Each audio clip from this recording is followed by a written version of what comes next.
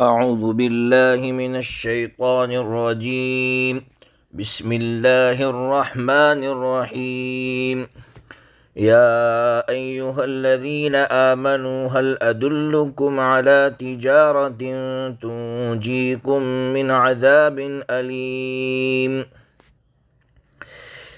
قبل اس کے کہ اس آیت کریمہ کا ترجمہ اور اس کی تفسیر آپ تک پہنچاؤں، پچھلے سبق میں ایک آیت آئی تھی جس آیت میں حضرت سیدنا عیسیٰ علی نبینا وعلیہ الصلاۃ والسلام کی بشارت کا ذکر تھا کہ حضرت سیدنا عیسیٰ علی نبینا وعلیہ الصلاۃ والسلام نے بنو اسرائیل کو یہ خوشخبری سنائی تھی کہ میرے بعد ایک رسول آنے والا ہے جس کا نام احمد ہوگا۔ اب پہلے تو آپ کے دماغ میں ایک سوال ہوگا کہ حضرت نبی پاک صلی اللہ تعالیٰ علیہ وسلم کا نام احمد ہے، لیکن محمد سے آپ مشہور ہے، تو قرآن مجید نے محمد کیوں نہیں کہا، احمد کیوں کہا؟ تو اس کا جواب دیا ہے علماء کرام نے، مفسرین کرام نے، کہ عرب میں محمد نام رکھنے کا دستور تھا، رواج تھا۔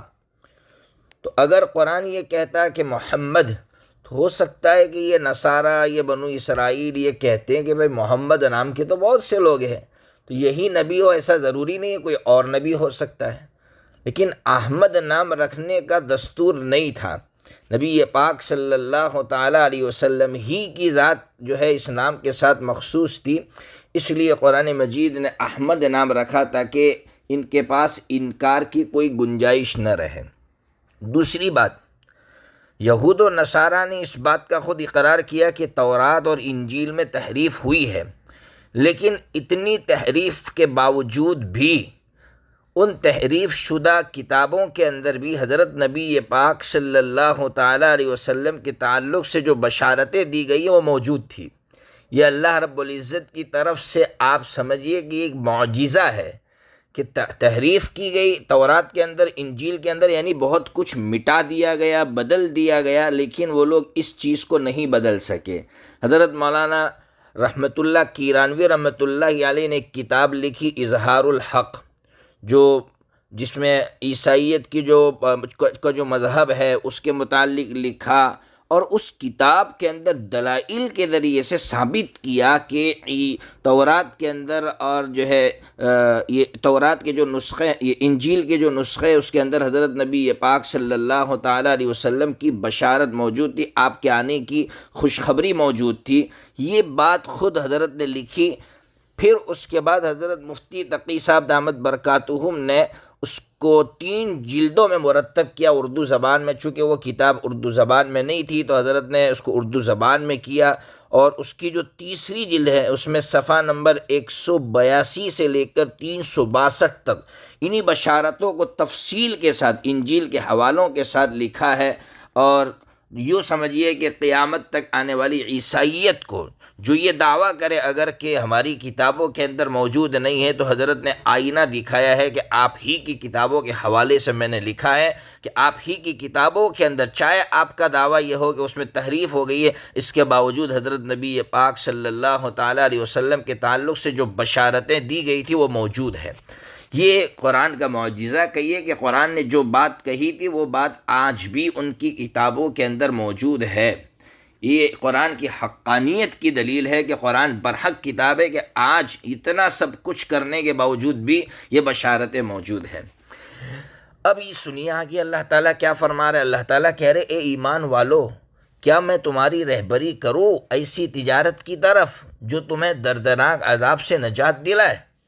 ظاہر سی بات ہے، ہر کوئی کہے گا، تجارت کا نام سن کر تو ہر ایک کے کان جو ہے کھڑے ہو جاتے ہیں کہ ہاں بالکل بتائیے ہمیں ایسی تجارت کہ جو ہمیں دردناک عذاب سے بچائیں۔ اور خاص کر اس کے مخاطب صحابہ کرام تھے، تو صحابہ کرام کو تو ایسی تجارت چاہیے جو دردناک عذاب سے بچائے۔ تو اللہ تبارک و تعالیٰ نے آگے بتلایا کہ وہ کون سی تجارت ہے، تو اللہ تعالیٰ فرما رہے تؤمنون باللہ ورسولہ وتجاہدون فی سبیل اللہ باموالکم وانفسکم ذالکم خیر لکم ان کنتم تعلمون۔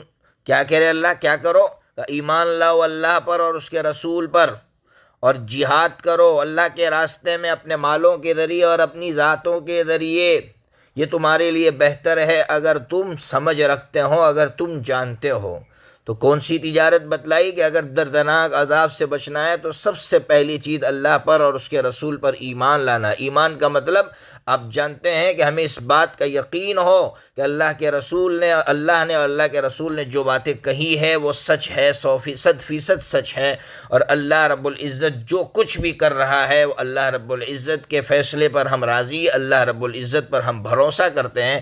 پھر آگے فرمایا کہ اور کیا کام کرنا ہے، کہ اللہ کے راستے میں اپنے تن من دھن کی بازیاں لگانا ہے، اللہ کے راستے میں اپنے مال کو لٹانا ہے، اپنی جانوں کو لٹانا ہے۔ اللہ نے فرمایا یہ بہتر ہے اگر تم جانتے ہو۔ پھر کیا ہوگا اگر تم ایمان لاؤ گے، اللہ کے راستے میں جہاد کرو گے تو کیا فائدہ ہوگا؟ یغفر لکم ذنوبکم وَيُدْخِلْكُمْ جَنَّاتٍ تَجْرِي مِن تَحْتِهَا الْأَنْهَارُ وَمَسَاكِنَ طَيِّبَةً فِي جَنَّاتِ عَدْنٍ ذَلِكَ الْفَوْزُ الْعَظِيمُ۔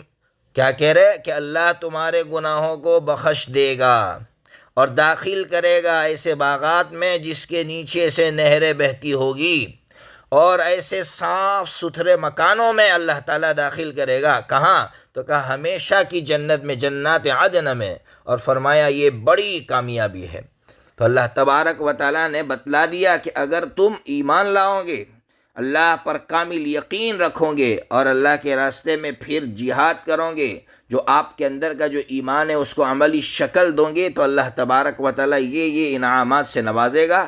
پھر آگے ایک اور نقد انعام کا تذکرہ فرما رہے ہیں، یہ تو مرنے کے بعد ملے گا، لیکن دنیا میں کیا ملے گا؟ تو اللہ تعالیٰ آگے فرما رہے وَأُخْرَىٰ تُحِبُّونَهَا نَصْرٌ مِّنَ اللَّهِ وَفَتْحٌ قَرِيبٌ وَبَشِّرِ الْمُؤْمِنِينَ، اور فرمایا ایک اور چیز جس کو تم پسند کرتے ہو وہ بھی اللہ دے گا۔ کیا ہے وہ چیز؟ اللہ کی طرف سے مدد اور قریبی فتح۔ اللہ بہت جلدی اپنی مدد اتارے گا، لیکن مدد کو اتارنے کے لیے اللہ رب العزت نے دنیا میں یہ قانون بنایا ہے۔ اللہ رب العزت کی سنت یہ ہے، قدرت الگ چیز ہے۔ قدرت تو یہ ہے کہ آپ جہاد نہ کریں، آپ اپنے مالوں کے ذریعے سے کوششیں نہ کریں، اپنی جانوں کے ذریعے سے اللہ کی راہ میں کوششیں نہ کرے، تو قدرت تو یہ ہے کہ اللہ رب العزت مدد اتار سکتا ہے، لیکن اللہ کی سنت یہ ہے، اللہ کا دستور یہ ہے کہ جب تک تم عمل نہیں کرو گے، جب تک تم کوششیں نہیں کرو گے، تب تک اللہ کی طرف سے مدد نہیں آئے گی، تب تک اللہ کی طرف سے فتح کا اعلان نہیں ہوگا۔ تو اگر فتح چاہتے ہو، اللہ کی طرف سے نصرت چاہتے ہو، تو پھر عمل کرو۔ اس لیے ہمارے لیے اس میں بہت بڑا سبق ہے کہ صرف دعاؤں کے ذریعے سے اللہ مسائل حل نہیں کرے گا۔ اللہ کا جو دستور ہے کہ دعا کے ساتھ ساتھ ہمیں عمل بھی کرنا ہوگا، جس طرح حضرت نبی پاک صلی اللہ تعالیٰ علیہ وسلم نے دعاؤں کے ساتھ ساتھ آپ نے عمل بھی کیا ہے، آپ نے ہر طرح سے ہر ممکن کوشش کی ہے اللہ تبارک و تعالیٰ کے راستے میں، اللہ کے دین کو فروغ دینے کے لیے، اللہ کے دین کو ترقی دینے کے لیے۔ اس لیے فرمایا وَبَشِّرِ الْمُؤْمِنِينَ، ایمان والوں کو بشارت دے دو، اگر تم اللہ کی راہ میں اس طرح کوششیں کرتے ہو تو اللہ تبارک و تعالیٰ یہ انعام ضرور عطا کرے گا۔ پھر آگے اللہ تعالیٰ فرماتے ہیں یا ایھا الذین آمنوا کونوا انصار اللہ كما قال عيسى ابن مريم للحواريين من أنصاري إلى الله قال الحواريون نحن أنصار الله فآمنت طائفة من بني إسرائيل وكفرت طائفة فأيدنا الذين آمنوا على عدوهم فأصبحوا ظاهرين۔ کیا کہہ رہے اللہ؟ اے ایمان والو، تم اللہ کے مددگار ہو جاؤ، جس طرح عیسیٰ ابن مریم نے حواریین سے کہا تھا کون میرا مددگار ہوگا اللہ کی راہ میں، تو حواریین نے کہا تھا ہم اللہ کے دین کے مددگار ہیں۔ پھر بنو اسرائیل میں سے ایک جماعت ایمان لے آئی اور ایک جماعت نے انکار کر دیا، پس ہم نے قوت دی ان لوگوں کو جو ایمان لے آئے ان کے دشمنوں پر، پس وہ غالب آ گئے۔ وہ غالب، ظاہرین کا مطلب ہے وہ غالب آ گئے۔ کیا کہہ رہے اللہ تعالیٰ اس آیت کریمہ میں؟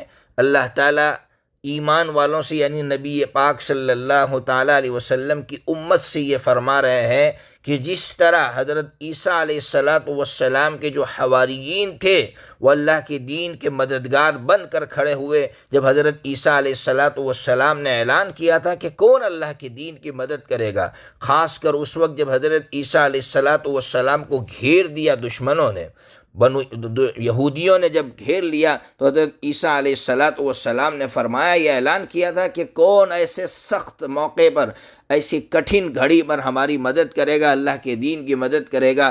حضرت عیسیٰ علیہ السلام کی جماعت میں سے 12 افراد نے کھڑے ہو کر یہ کہا تھا کہ ہم اپنا سب کچھ لٹا دیں گے دین اسلام کے فروغ کے لیے، دین اسلام کی ترقی کے لیے، اس لیے ان کو حواریین کہا گیا۔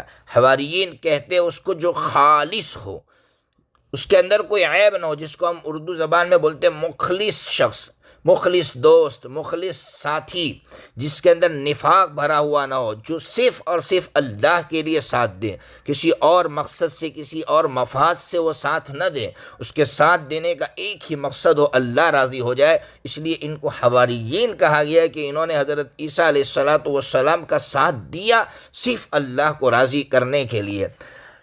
کتنے افراد تھے میں نے بتلایا، وہ 12 افراد تھے، اور اللہ رب العزت نے ان کے ذریعے سے خوب کام لیا۔ حضرت عیسیٰ علیہ السلام کو اللہ نے آسمانوں پر اٹھا لیا۔ اس کے بعد ان حضرات نے، ظاہر سی بات ہے آپ سمجھ سکتے ہیں کہ میدان کتنا تنگ ہو چکا تھا محنت کے لیے، یہودی چاروں طرف سے ان کو گھیر رہے تھے اور ان کے مشن کو آگے بڑھانے نہیں دے رہے تھے۔ ایسے خطرناک موقع پر ان 12 افراد نے کس طرح سے دین عیسوی کی اشاعت میں اپنا سب کچھ لگایا ہوگا۔ اس لیے لیکن قربان جائیے صحابہ کرام کی جماعت پر کہ صحابہ کرام کی جماعت نے اس حکم کی تعمیل کیسی کی، کیسے اس حکم کو پورا کیا۔ پچھلی امتوں میں اس کی مثال نہیں ملتی ہے کہ نبی پاک صلی اللہ تعالیٰ علیہ وسلم نے بدر کے موقع پر جب آپ نے اعلان کیا تھا تو صحابہ کرام نے کیسی تقریریں کی ہے کہ آپ کہیں گے سمندر میں کود پڑو تو ہم کود پڑیں گے، آپ کہیں گے یہاں سے وہاں تک چلنا ہے تو ہم چل پڑیں گے،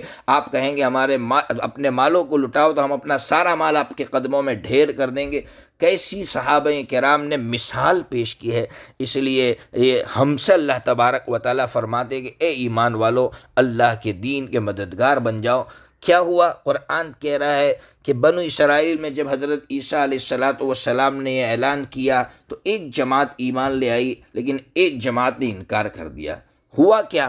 جس جماعت نے انکار کیا تھا وہ جماعت اس وقت تو غالب تھی، ظاہر سی بات ہے، میں نے کہا کہ اس وقت ماحول کیسا تھا، چاروں طرف سے یہودیوں نے ان کو گھیر رکھا تھا، تو اس وقت تو یہ مغلوب تھے، لیکن اللہ رب العزت کا نظام چلتا ہے، غالب آنے کا ایک زمانہ ہوتا ہے۔ حضرت نبی پاک صلی اللہ تعالیٰ علیہ وسلم کو اللہ تعالیٰ نے مبعوث فرمایا تو اللہ تبارک و تعالیٰ نے حضرت نبی پاک صلی اللہ تعالیٰ علیہ وسلم کے ذریعے سے وہ جماعت جو مومن تھی، جو مغلوب ہو گئی تھی دلائل کے اعتبار سے، ہر طرح سے کوئی ان کے بات ان کو سچا ماننے کے لیے تیار نہیں تھا، نبی پاک صلی اللہ تعالیٰ علیہ وسلم کے ذریعے سے ان کو قوت بخشی۔ وہ مومن فرقہ جو اب تک دلائل کے اعتبار سے مغلوب ہو چکا تھا، اللہ تبارک و تعالیٰ نے دلائل کے ذریعے سے جو ہے ان کو غالب کر دیا اور وہ ہمیشہ کے لیے غالب آ گئے۔ اب پوری دنیا کو یہ بات معلوم ہے کہ حضرت عیسیٰ علیہ السلام کو اتنے ماننے والے سچے مخلص لوگ تھے جو مومن تھے۔ اب دنیا بھر کے لوگ ان کے خلاف کچھ بھی کہے، لیکن دلائل موجود ہے، ان دلائل کے ذریعے سے وہ غالب آ گئے۔ بہرحال اس پوری صورت کا خلاصہ یہی تھا کہ عمل کرنے والے بنو، صرف زبانی جمع خرچ نہ ہو۔ اور عمل کیسا کرنا ہے؟ اللہ تعالیٰ نے فرمایا سیسا پلائی ہوئی دیوار کی طرح ہو جاؤ، دین کے کاموں میں اپنا سب کچھ قربان کر دو۔ اللہ تبارک و تعالیٰ ہمیں بھی دین کا مددگار بنا دے۔ وآخر دعوانا ان الحمد للہ رب العالمین۔